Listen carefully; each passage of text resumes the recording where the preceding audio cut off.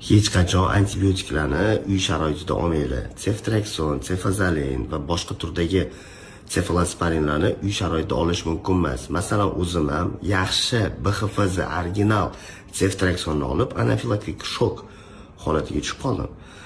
Agar mana shuni uyda olganimda o'lib ketgan bo'lardim. Больница sharoitida olganligim uchun tez tibbiy yordam vaqtida ko'rsatildi, medikamentoz preparatlar qilindi, steroid qo'yildi, infuzion terapiyalar o'tkazildi. Agar uyda qiladigan bo'lsanglar ham birinchi tez tibbiy yordam uchun kerak bo'ladigan barcha narsalar bo'lishi kerak. Xususan adrenalin, atropin, dexametazon va boshqa preparatlar bo'lishi kerak. Sizda allergik jarayon, anafilaktik shok, pirogeniya reaksiya kuzatiladigan bo'lsa, обязательно bo'lishi kerak. Hurmatli medsestralar, hech qachon uy sharoitida ceftriaxon, cefazolin va boshqa antibiotiklarni qilmanglar. Bu sizlarning foydanglar uchun. Ya'ni bemorga nimadir bo'ladigan bo'lsa, siz javobgar bo'lib qolasiz. Ya'ni siz qilgansiz buni.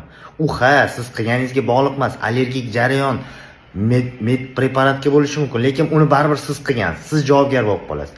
Mabodo qiladigan bo'lsangiz ham adrenalin, atropin, dexametazon va boshqa preparatlar bo'lishi kerak.